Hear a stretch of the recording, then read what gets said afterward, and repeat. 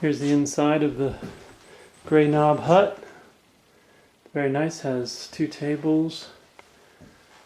The caretaker lives in there. It's got a sink, although it just drains to a bucket. There's no running water, of course. And that's for the caretaker, uses the propane. And it's got an upstairs, this is where people sleep. It's got mattresses and can hold quite a few people. It's very comfortable last night, and I think there were probably about 10 people up here.